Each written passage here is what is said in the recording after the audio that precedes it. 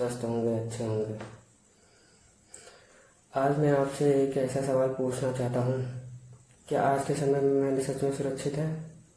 जब कोई छात्र रात भर जाग कर पढ़ता है, अपने दोस्तों से दूर रहता है, मोबाइल मनोरंजन छोड़ देता है, तो उसके मन में एक सिर्फ उम्मीद होती है कि उसकी मेहनत का फल उसे ज़रूर मिलेगा।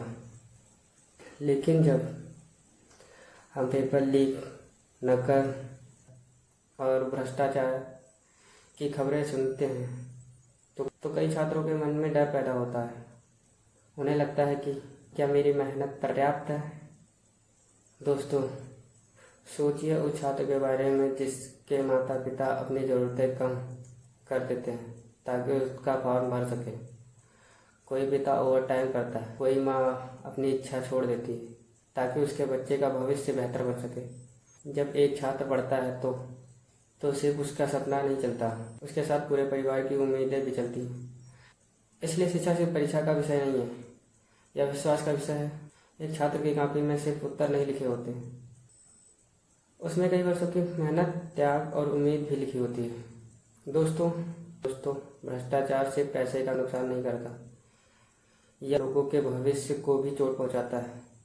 और जब किसी छात्र का विश्वास टूटता है तो उसका आत्मविश्वास भी कमज़ोर पड़ने लगता है। लेकिन यहाँ एक बात याद रखिए, अगर कुछ लोग गलत रास्ते चुनते हैं तो इसका मतलब यह नहीं है कि हमें भी हार मान लेनी चाहिए। दुनिया में कई लोग शॉर्टकट ढूंढते हैं, लेकिन इतिहास अक्सर उन्हीं को याद रखता है जिन्होंने कठिन रास्ते चुने हैं और फिर भी ईमानदारी नहीं छोड़ी। आज भी लाखों छात्र हैं जो ईमानदारी से पढ़ रहे हैं, मेहनत कर रहे हैं और अपने परिवार का सपना पूरा करने की कोशिश कर रहे हैं।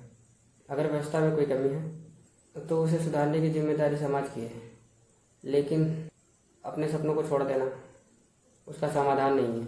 मेहनत कभी बेकार नहीं जाती, कभी परिणाम बनकर मिलती है तो कभी चरित्र बनकर। इसलिए पढ़ते रहिए, सीखते रहिए और अपने लक्ष्य पर विश्वास रखिए, क्योंकि एक ईमानदार छात्र 1000 गलत लोगों से ज़्यादा ताकत रखता है। सवाल यह नहीं है कि दुनिया कितनी स्पष्ट है, सवाल यह है कि मुश्किल समय में भी हम अपने सपनों के प्रति कितने सच्चे हैं। धन्यवाद दोस्तों, इसी के साथ मिलते हैं नेक्स्ट वीडियो में। तब तक के लिए जय हिंद।